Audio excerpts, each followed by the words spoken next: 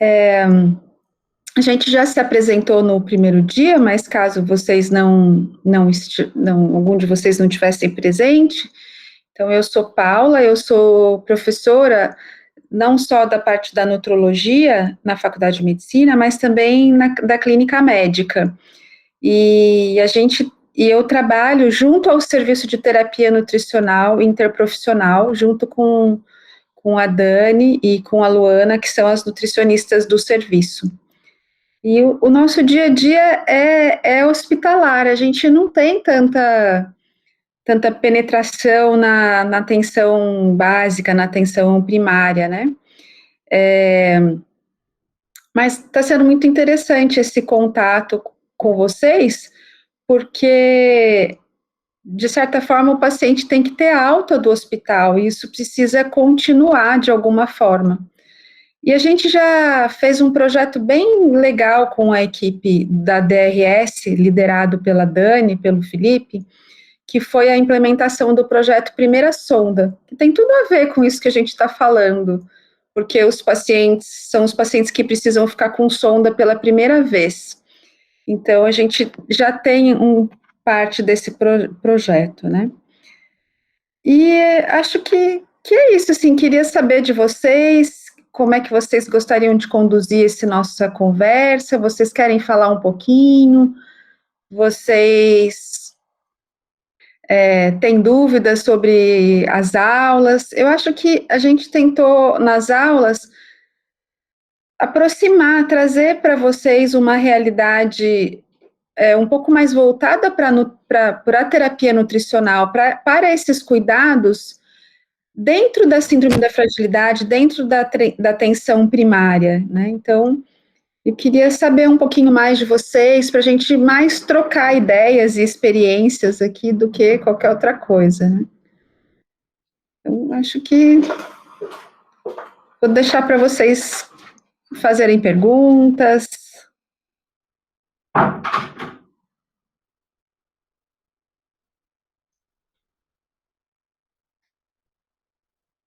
Todo mundo quietinho. Paula, até dividir as angústias, né? Como você sempre fala, né? As dificuldades, nós estamos aqui para isso também, né? Acho que colocar as dificuldades que vocês enfrentam, que não deve ser muito diferente das que nós enfrentamos no intra-hospitalar também. Já que está todo mundo quietinho, eu vou fazer uma pergunta, então. Vocês acham que é factível a gente implementar uma ferramenta como, por exemplo, o SARC-F na atenção primária? Toma muito tempo, não toma? Vocês acham que é uma ferramenta útil no dia a dia? O SARC-F, o SNAC, por exemplo, vocês acham que isso seria útil para vocês? Foi útil para vocês? Vocês já sabiam, já usam? Acham que é complicado? Toma muito tempo? Como que é isso para vocês?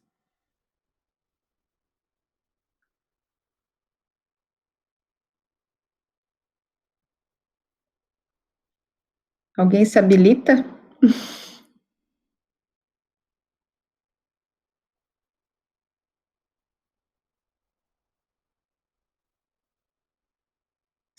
Só a Vânia que está tentando arduamente, mas ela não consegue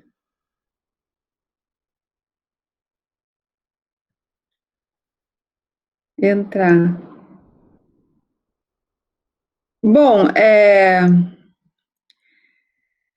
a ideia é que, assim, tem muitas vezes os pacientes que a gente vê no dia a dia, às vezes a gente olha para ele, a gente já sabe que ele está desnutrido e sarcopênico. Eu acho que o grande diferencial aqui é a gente triar um pouquinho antes, às vezes quando a gente não faz um raciocínio organizado, quando a gente não usa alguma dessas ferramentas, às vezes pode passar despercebido o diagnóstico, né?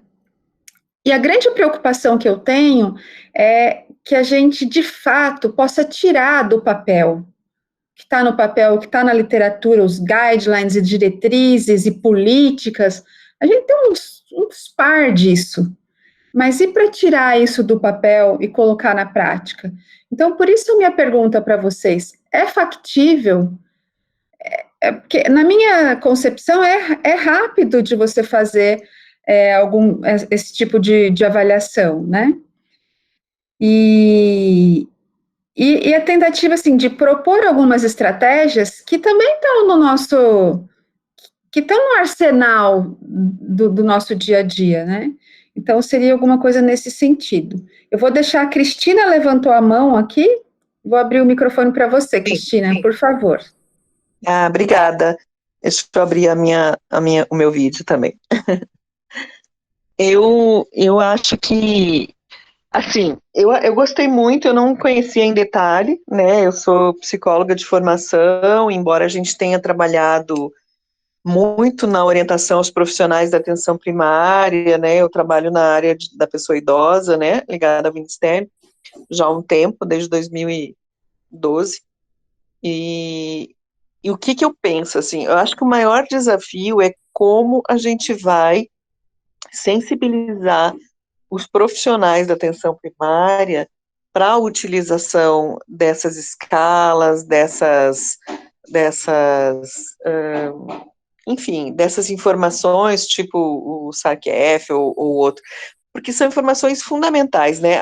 Tem vários instrumentos que são disponibilizados, talvez se num formato de aplicativo, ou na inclusão do prontuário eletrônico, porque no prontuário já tem lá algumas informações não aprofundadas, né, mas, por exemplo, a questão do IMC, a questão da circunferência de panturrilha, a questão se há ou não a perda de peso não intencional, né, inclusive estão na caderneta mesmo, né, de registro do acompanhamento do idoso na atenção primária, também tem essas informações.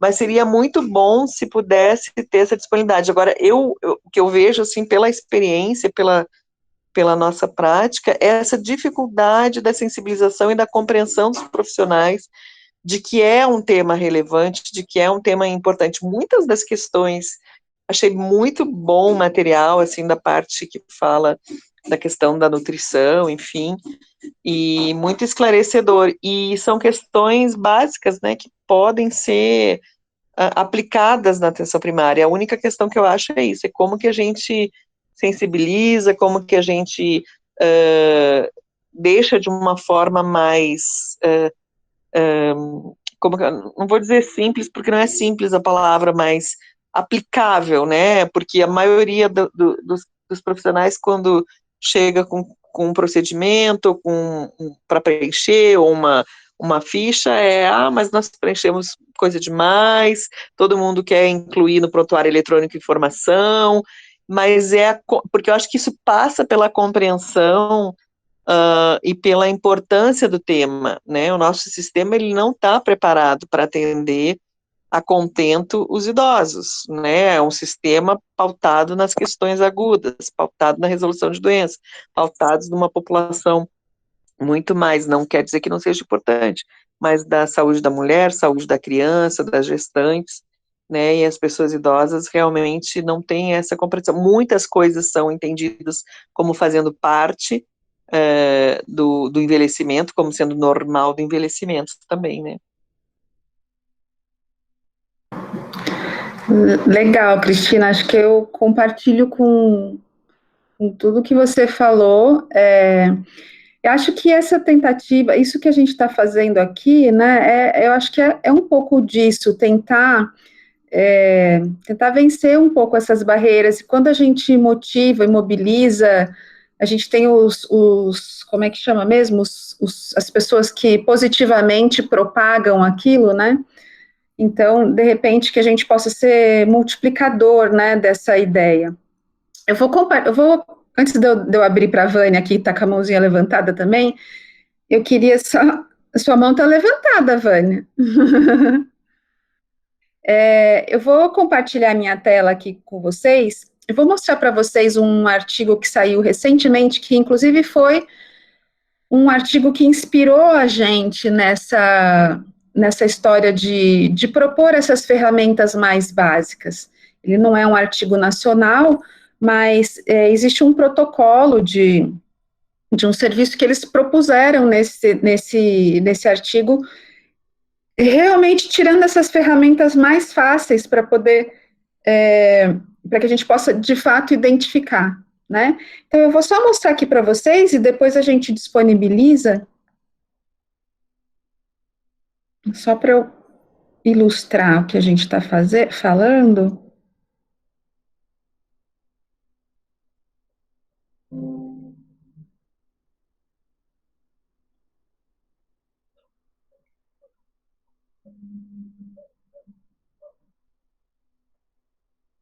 Conseguem ver minha tela? Sim. Ó, então, esse é um artigo que foi publicado agora em 2020, que veio muito de encontro com. A gente já tinha planejado, né, esse curso, essa troca de experiência com vocês, mas ele veio muito de encontro com o que a gente estava pensando, que é como fazer o screening, a triagem e o manejo da pessoa com fragilidade na atenção primária. E aí, o que ele propõe aqui? Eles pegaram um protocolo de um serviço, no caso aqui dessa Universidade de São Luís aqui.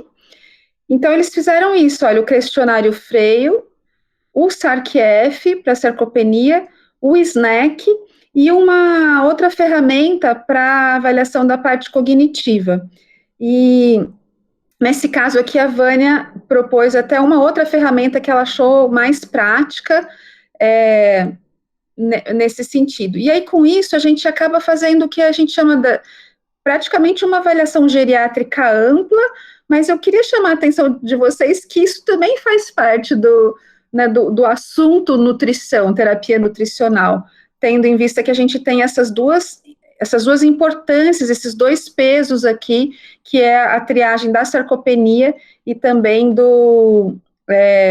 da parte da ingestão, né, do apetite do paciente. Então, eu vou disponibilizar para vocês esse artigo também, mas para mostrar que, assim, as pessoas estão propondo isso em 2020, um tipo de avaliação como essa.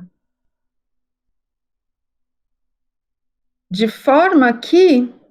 Peraí, só um minuto, desculpa. De forma que eu acho que essa proposta que a gente está fazendo, essa troca de experiência que a gente está tendo, ela está na vanguarda mesmo, e ela precisa acontecer, porque aquele gráfico que eu mostrei para vocês da primeira vez, que mostra como a população brasileira vai envelhecer nas próximas décadas, a gente precisa realmente trabalhar com a prevenção, e daqueles que já são frágeis, tem algumas coisas que podem acontecer, que podem ser feitas para retardar, ainda que você não consiga voltar para trás, mas a gente pode retardar, melhorar a qualidade de vida dessa pessoa, né? Então, acho que como motivar, eu acho que é muito difícil mesmo. Eu digo que às vezes a motivação tem que vir antes da vontade, porque às vezes você tem uma vontade, mas se você não tiver motivação, você não consegue pôr aquilo na prática. Mas eu penso que aqui, entre a gente, se a gente mobilizar algumas pessoas que possam ser propagadores positivos dessa ideia, eu acho que a gente já mesmo que a gente não consiga fazer um trabalho nesse momento nacional, né, se a gente conseguir trabalhar na nossa vizinhança, isso pode ter uma repercussão positiva, né, e quem sabe para o futuro isso possa ser, de fato, valorizado, incorporado, como você propôs, né.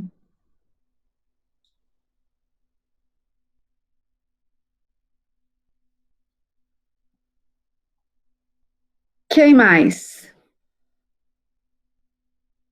Palpites, opiniões, angústias.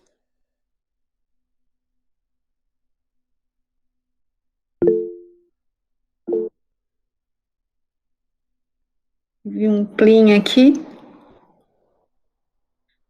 Eu acho que tem uma pergunta no chat, Paula. Espera lá que eu vou tentar abrir aqui. Tem alguma técnica para motivar um paciente com Alzheimer a se alimentar? Não, Vânia, nós não estamos te ouvindo, não. A Vânia está tentando falar, mas a gente não está te ouvindo. Então, essa é a pergunta da Tatiane, se tem alguma técnica para motivar um paciente com Alzheimer a se alimentar, né?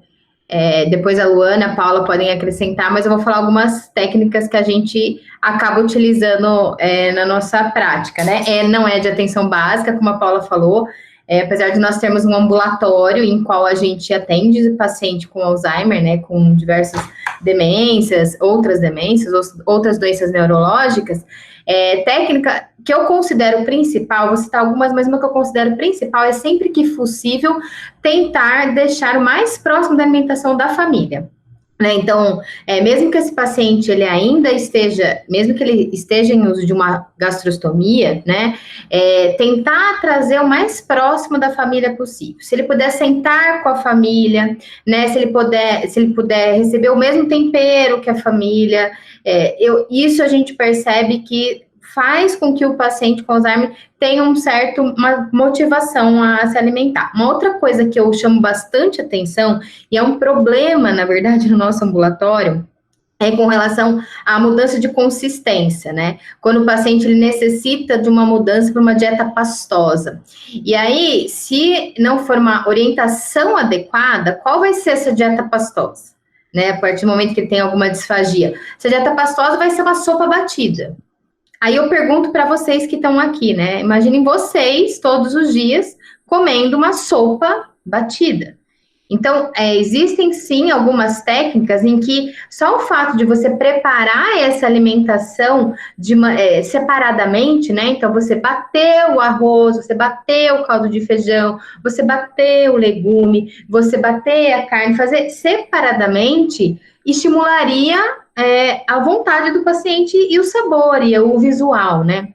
Então, isso a gente considera algumas técnicas que a gente acaba usando. Então, não bater tudo junto, bater os alimentos separadamente, utensílio, decoração, que nem pra gente, né? É o olhar, é o visual. Então, a gente também orienta muito a usar cumbuquinhas diferentes, talheres diferentes, aquilo que a gente consegue, claro, aqui nós estamos generalizando, né, tem alguns que talvez não consigam nem com o próprio utensílio se alimentar, mas o visual também é importante, né, além do sabor, de estar junto com a família, utensílio, então tem algumas técnicas que eu fui lembrando, aí se a Luana e a Paula forem lembrando de algumas outras, mas essas eu considero bem, bem importantes.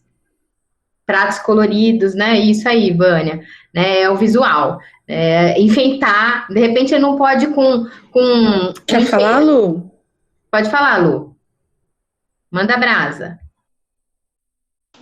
Estão me ouvindo? Estão tentando ligar aqui.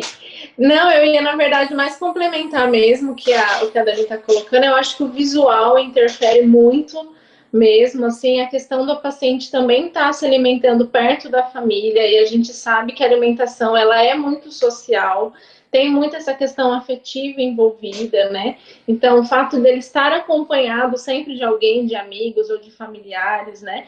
Estar fazendo coisas prazerosas, então, de repente, no momento de se alimentar, tá ouvindo uma música que gosta, tá assistindo um programa na TV que gosta, tá assistindo um filme, né? Então, são coisas que às vezes a gente acha que não vai interferir muito, mas que interfere na forma de se alimentar, né? Porque a alimentação, ela tá muito envolta com o prazer, com o social, com o afeto, né?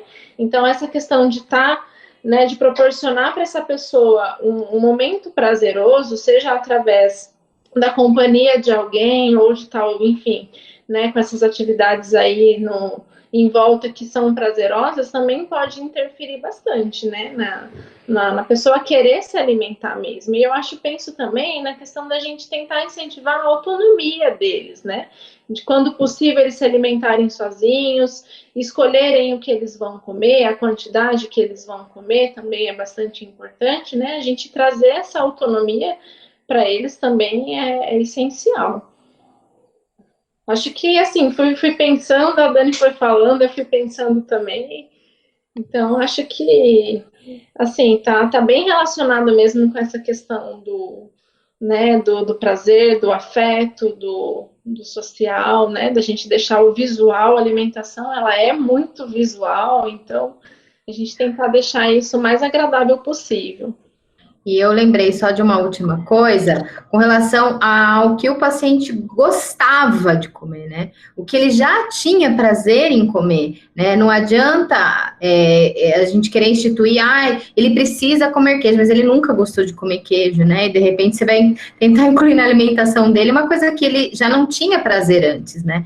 Então, também lembrar disso, de que a gente gosta muito de trabalhar isso, né? Perguntar para o familiar, para quem estava acompanhando esse paciente, qual era a alimentação, que tipo de alimentação ele gostava, desde se era doce, se era salgado, tipo de consistência. Então, isso é também uma coisa que eu lembrei quando você estava falando.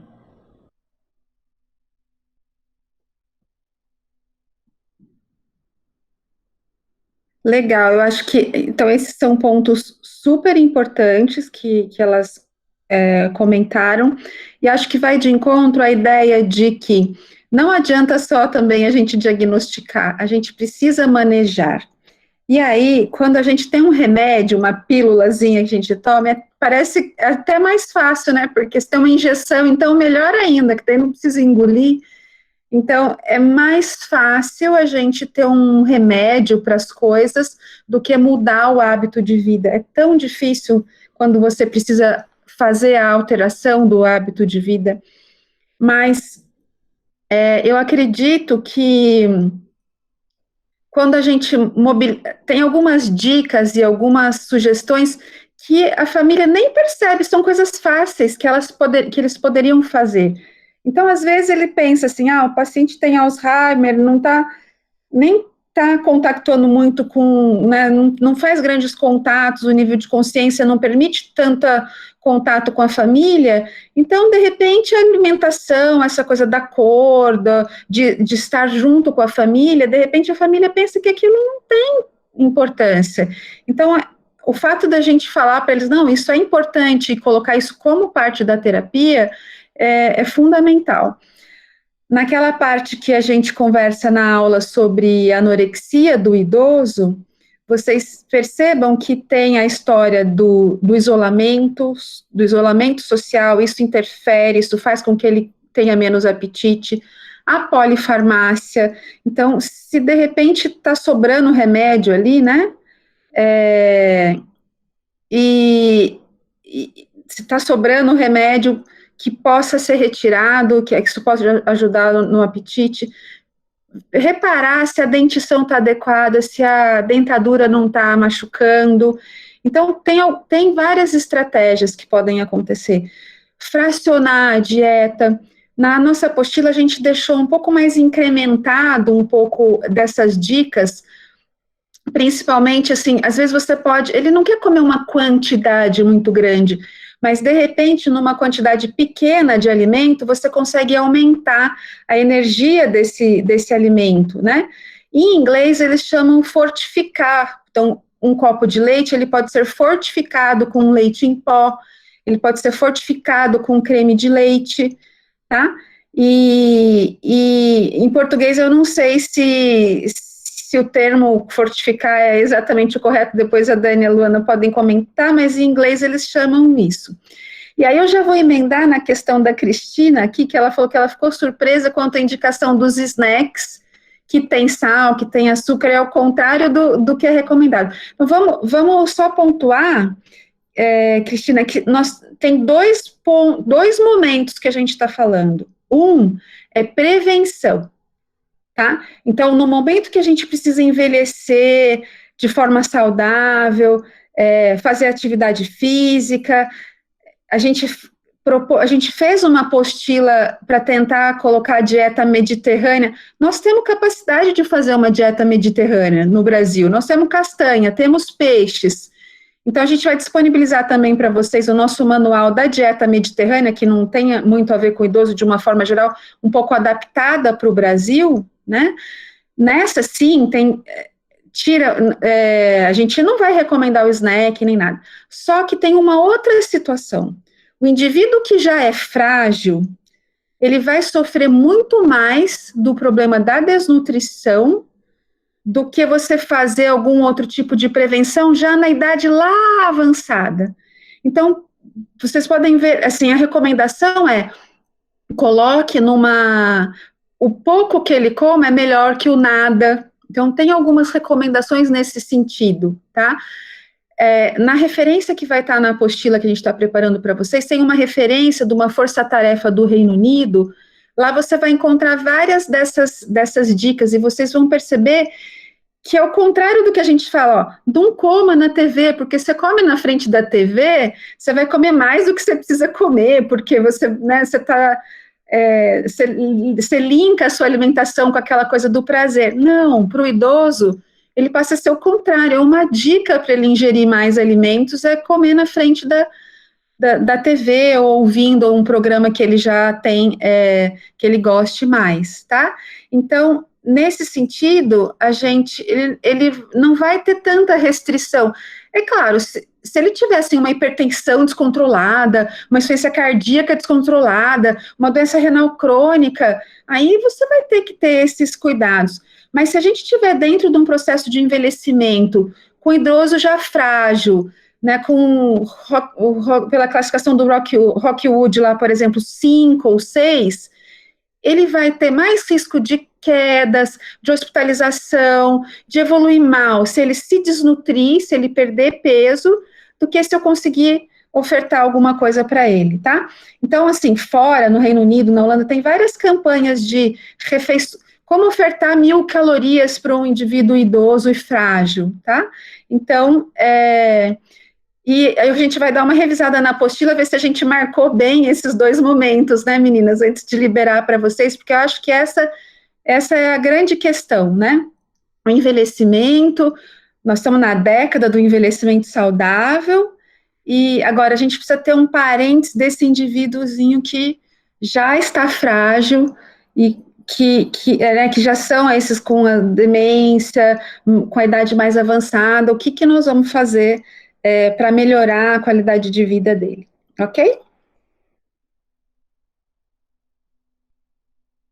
E, Paula, só complementando, uma das coisas que a gente falou bastante na aula foi com relação à individualidade, que foi o que você colocou. Se talvez ele for hipertenso, né, se ele talvez tenha determinadas restrições, obviamente nós vamos fazer essas mudanças necessárias. Então, os momentos são diferentes e as individualidades também, né? Então, não serão para todos que nós vamos dar as opções de snacks com... E eu não considero nem excesso, viu, Cristina? Porque nós estamos considerando aqui que ele está comendo pequenas porções, né? Ele não está comendo várias porções de alimentos ricos em sal, ricos em açúcar, ricos em gorduras, né?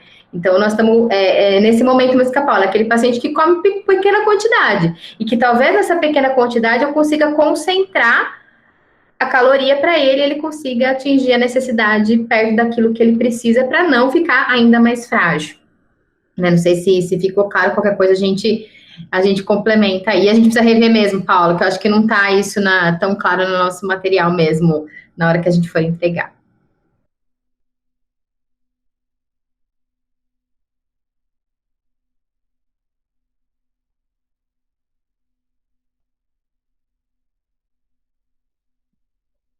O que mais, gente? Ô, Vânia, escreve se você quiser falar alguma coisa. Qualquer coisa a gente repassa.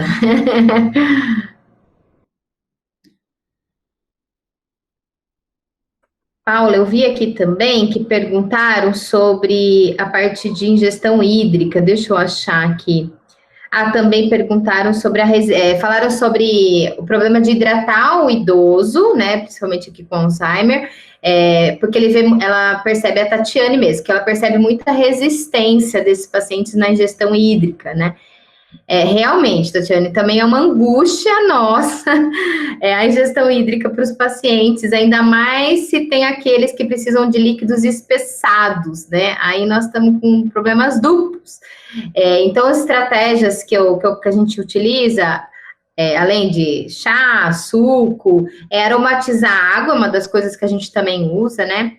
Então, usar folha de hortelã, raspas de frutas cítricas ou rodelas de frutas cítricas, para aromatizar essa água e poder aumentar um pouco a ingestão hídrica, mas é um desafio para nós, e é uma coisa que a gente tem que ficar bem atenta mesmo porque, e lembrar de questionar quanto à ingestão, né, dos líquidos, que muitas vezes a gente passa aí desapercebido, mas é um desafio para nós também. Acho que é um ponto super importante. Essa não apareceu aqui para mim.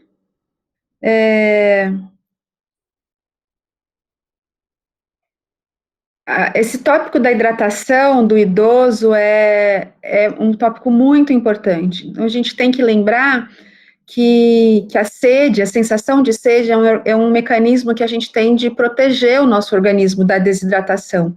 Então, se os adultos perdem em torno de 1% da sua massa corporal, se a gente desidrata 1% do nosso peso, da nossa massa, a gente já começa a ter sede, 2% já quase que fica insuportável essa sede, você vai procurar água.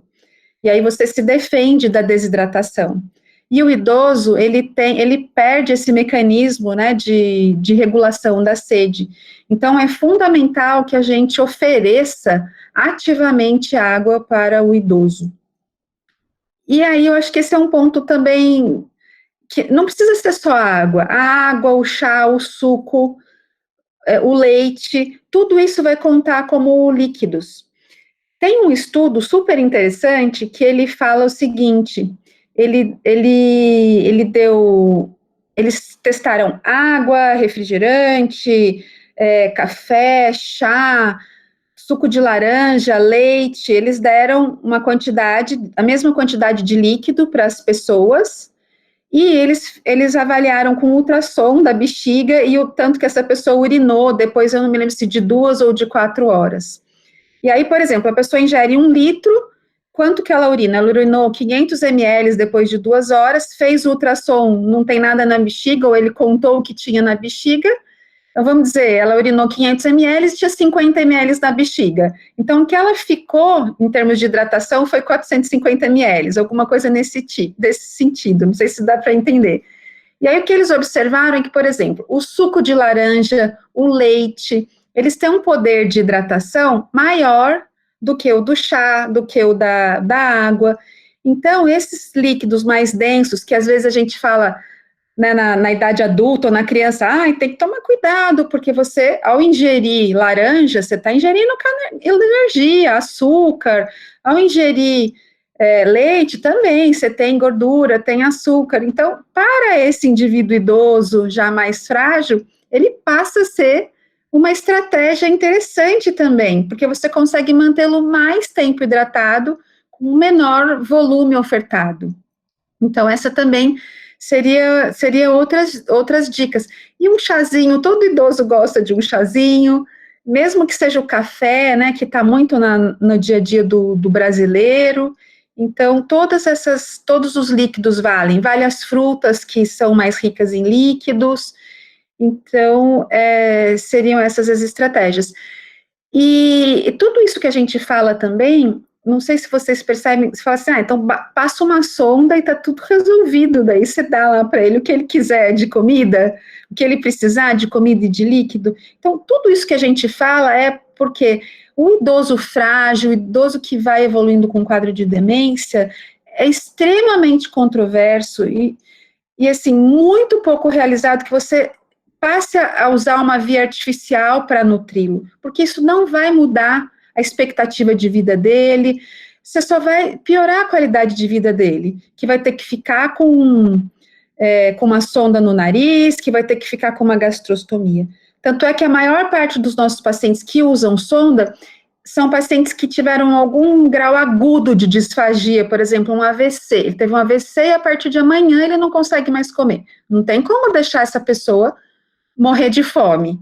Então, ela tem algumas neoplasias. Então, a maioria dos nossos pacientes, eles vão precisar de sonda porque eles tiveram alguma coisa mais aguda. Os pacientes que evoluem com demência, com fragilidade, tal, algumas situações até é indicado, depende da sua conversa com a família, mas tudo que a gente está falando aqui em termos de estratégia de prevenção de desnutrição é considerando que a gente não vai escolher essa opção da sonda ou da gastrostomia ou desse acesso, tá?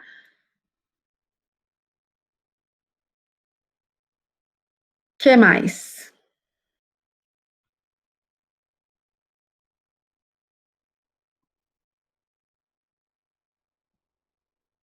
A Vânia escreveu aqui, para quem não estiver no chat, eu vou ler aqui o que ela escreveu. Ela escreveu para a Cristina, mas serve para todos nós, que ela pensa que uma maneira de incentivar os médicos da atenção primária a oferecerem o atendimento direcionado ao idoso é mudar o padrão de atendimento da UBS. O médico tem de atender determinado número de pacientes e ainda tem os extras, e eles não dão conta de fazer um atendimento global na consulta. Uma maneira é capacitar médicos, mas antes convencer os gestores da necessidade de atendimento mais direcionado com o rastreamento de diversas doenças. Perfeita colocação, né, da Vânia. Eu acho que é isso, é pressionar mesmo para que a gente tenha políticas nesse sentido, porque a gente atuar na prevenção, a gente cuidar bem desse doente é mais barato do que cuidar mal agora, e o tanto que ele vai dar, né, o tanto que ele vai custar para o próprio sistema no futuro, né? Sem contar, obviamente, o ônus para a família, para ele mesmo, mas eu tô falando mais em dinheiro, porque quando a gente fala em políticas públicas, em gestão, parece que esse é um tópico que passa a ser central, né, para eles, enfim.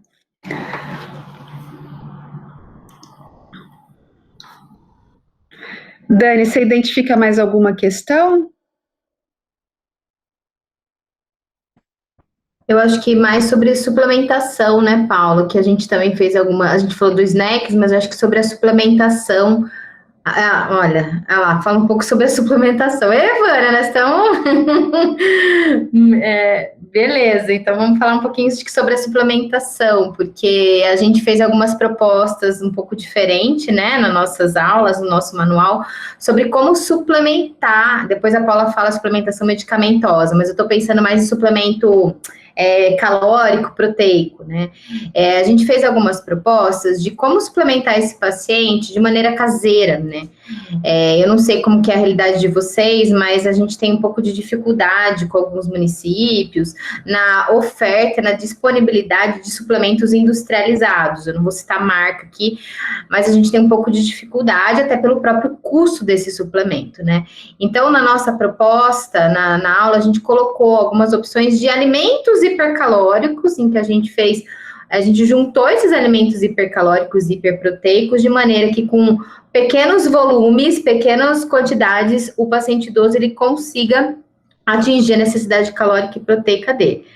Obviamente, se nós tivermos a disponibilidade de suplementos industrializados, né, a gente vai fazer uso, podemos fazer uso, mas que existem essas outras estratégias. Então, é uma proposta que a gente fez para vocês. Eu não sei se depois alguém quer falar um pouco sobre a realidade dessa suplementação aí, mas é uma das coisas que a gente tem dificuldade. Lá o Fernando colocou esses dias, peguei uma prescrição da nutrição da Unesp apenas de dieta caseira. Achei demais. Fernando, legal. Eu acho que deve ter sido de uma dieta de gastrostomia, talvez, né? A gente tem esse hábito, sim, de estimular a dieta caseira, até pensando um pouco na questão que a gente colocou sobre as técnicas de introduzir esse idoso na família, né, nas refeições da família. Então, a gente tem essa preocupação, sim. Mas, lembrando que a gente tem também a preocupação com os micronutrientes, né? Então, quando a gente propõe uma dieta caseira com alimentos, e dependendo do método de produção, né, bater, peneirar, a gente tem que ter uma preocupação extra, né, com relação aos micronutrientes também. Talvez a gente tenha que suplementar esses micronutrientes aí, mas depois a Paula entra nesses detalhes. Então, depois quem quiser falar um pouco mais da suplementação, é uma dificuldade para nós essa suplementação calórica e proteica para os pacientes. Então, essa fortificação, acho que é fortificação mesmo, Paulo. Essa fortificação dos alimentos, ou com leite em pó, ou com queijo ralado, com creme de leite, com azeite, a gente acaba fazendo uso para tentar suplementar isso.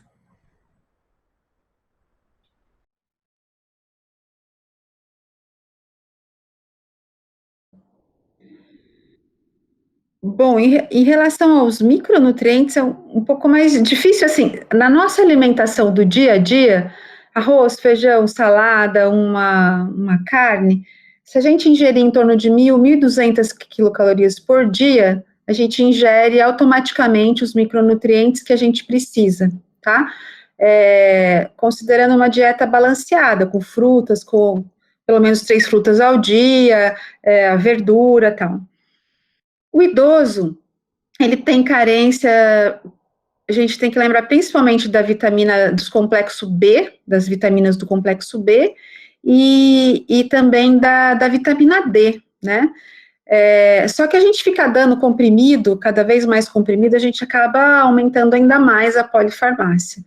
Então, se a gente fizer conseguir colocar legumes e verduras nessa alimentação deles, ainda que seja pela sonda, como você falou, ou mesmo no dia a dia, bem temperadinho, com sabor, ofertar os sucos, se a gente conseguir chegar perto dessas 1.000 quilocalorias, em tese a gente conseguiria repor esses micronutrientes para eles, tá?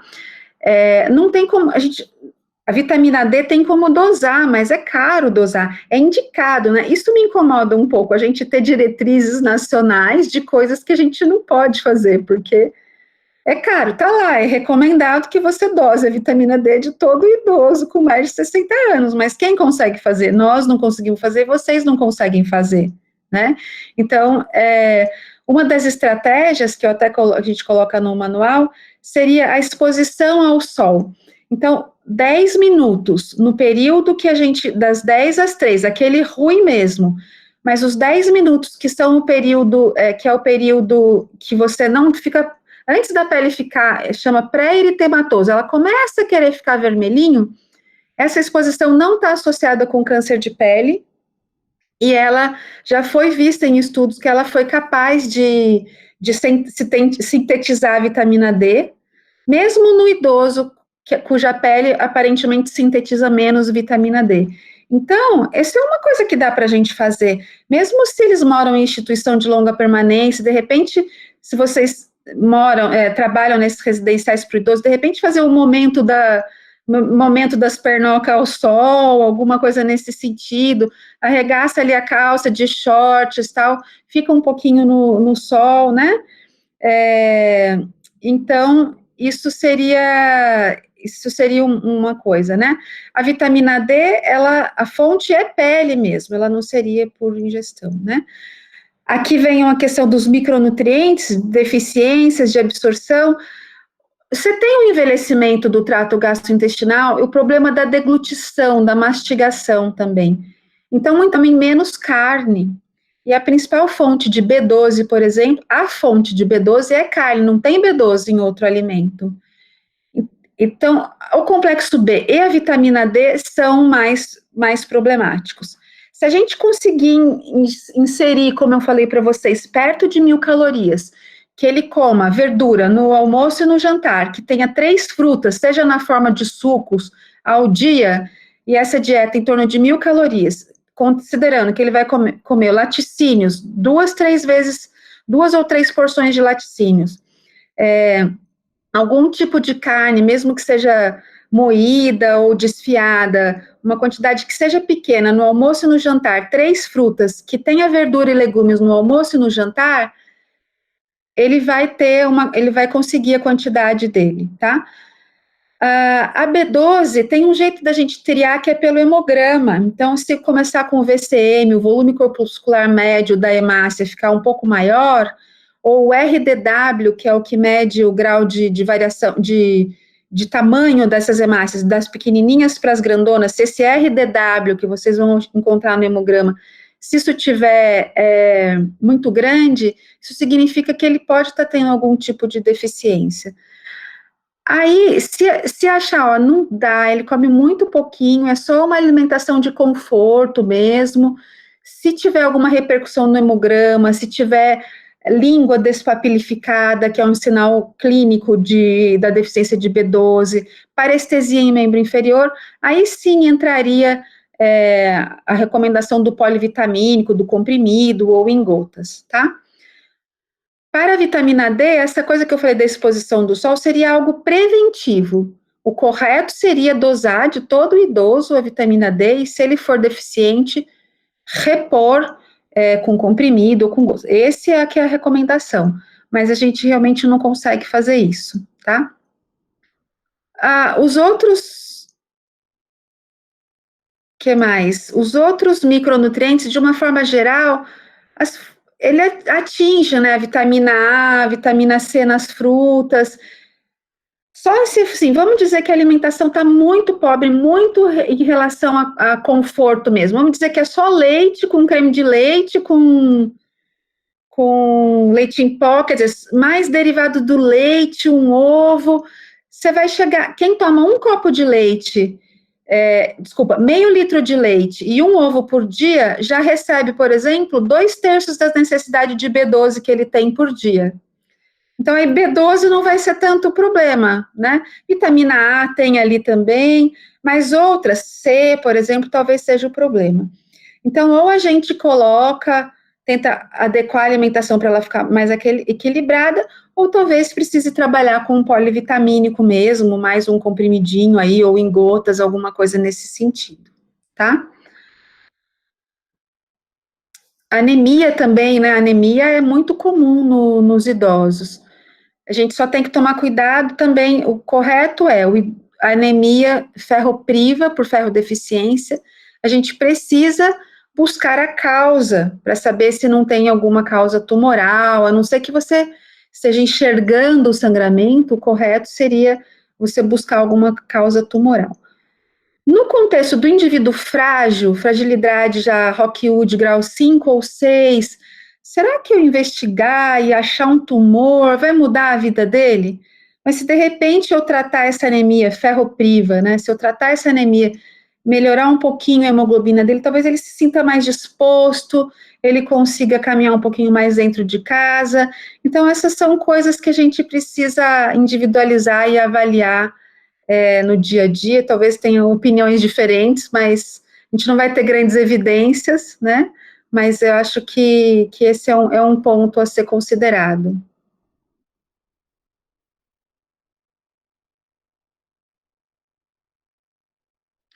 Ó, a Vânia está dizendo aqui que os pacientes têm feito exames de vitamina D e B12 no laboratório particular. Não são tão caros, tendo em vista que os idosos com a vitamina D... tenho visto idosos com 8 de vitamina D e 100 de B12. Se puder fazer, acho que tanto melhor. Se não puder, a gente vai trabalhando com o que a gente tem de ferramenta. Tenta expor ao sol para prevenir, né? E a B12, a dosagem da B12, se ela vier normal, é muito controversa pelo seguinte, quando ela vem baixa, como a Vânia falou aqui, ok. Mas quando ela vem normal, ela não exclui que tenha deficiência de B12. Porque quando você dosa a vitamina B12, você dosa toda a vitamina B12. Só que 80% da B12, ela está ligada à aptocorrina, que não tem um efeito biológico. E só 20% está ligada à transcobalamina, que é o que tem efeito biológico.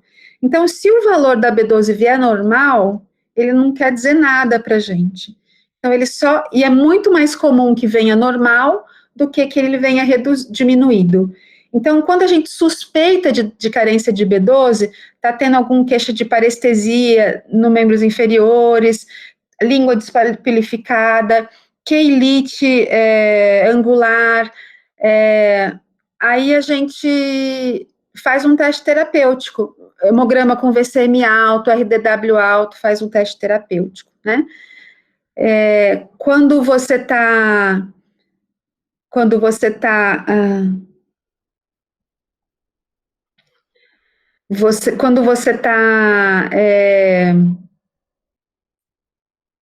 me perdi.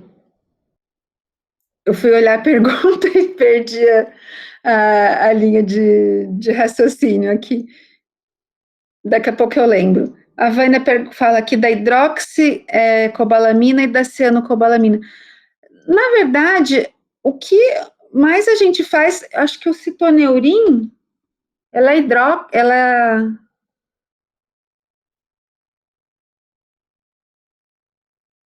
citoneurin é hidroxicobalamina? É cianocobalamina. Eu acho que, na verdade, o que eu mais tenho experiência é de repor a cianocobalamina mesmo.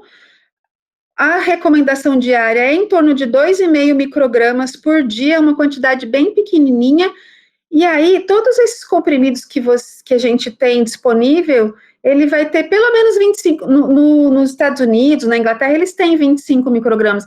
Aqui no Brasil é sempre acima de 100, é uma quantidade bem grande, é suficiente para ele, para ter uma boa absorção, né? Então, eu não tenho experiência, eu só tenho experiência de prescrever o citoneurin mesmo.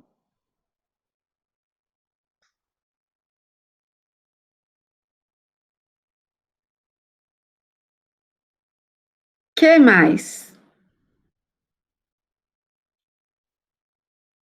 Ah, eu ia falar, na verdade, que eu ia falar era faz parte da investigação dos quadros de demência, né, Vânia? Então, uma das manifestações da deficiência de B12 são também os quadros demenciais.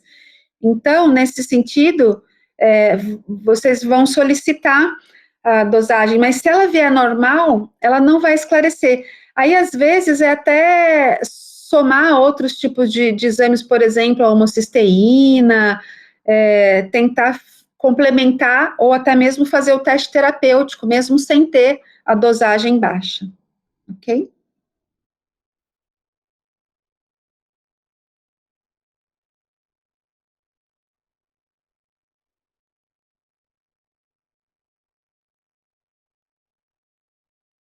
Então, aqui a Vânia está falando que para o idoso a dosagem da B12 é preferível acima de 300. Muito provavelmente por conta disso, porque daí você garante que pelo menos 20% disso, que é o bioativo, né? Que não dá para saber exatamente o que você está dosando ali, garanta uma coisa mais efetiva, né?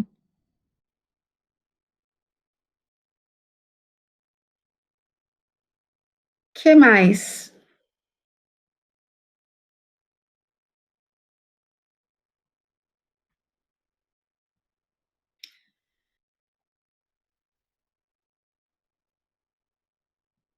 Bom, embora eu acho que assim, embora essa coisa virtual, eu acho que a coisa virtual ela é boa porque permite, eu imagino que vocês estejam em diferentes cidades e talvez a gente não tivesse a disponibilidade de juntar todo mundo num lugar, mas eu acho que essa distância da gente não poder olhar no olho, trocar ideia mesmo, porque aqui eu acho que as respostas a gente não tem, a gente quer mesmo trocar experiência, trocar ideias com vocês.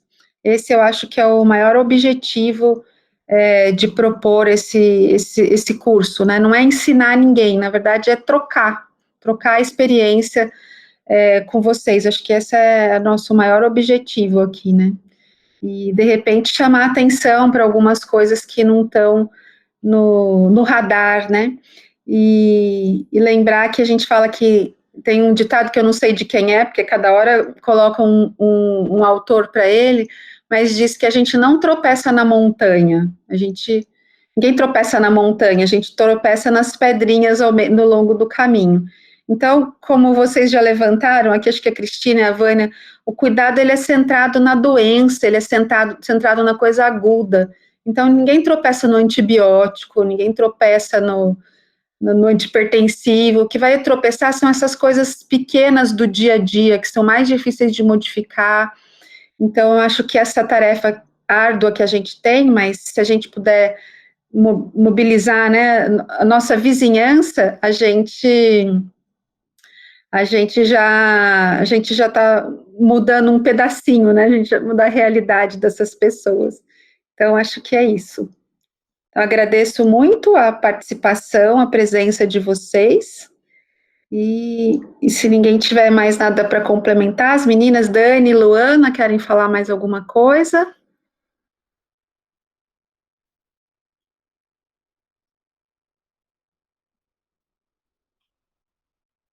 Legal, Cristina, obrigado aqui pelas suas palavras. Sim, a visão da prevenção é fundamental, importantíssima, né? Bom, nada mais a dizer, acho que a gente pode encerrar, Vânia. Dá um ok aí, a Vânia que comanda. A gente cortou o microfone dela hoje, mas foi só hoje que a gente cortou, porque. Tô brincando. Na próxima semana ela corta o meu, que eu falo demais. Então tá bom, então acho que a gente encerra por aqui, ok? Uma boa noite para todos, para todas, e qualquer dúvida a gente vai se falando. Boa noite. Boa noite para todos, gente. Boa noite. Boa noite, gente. Obrigada.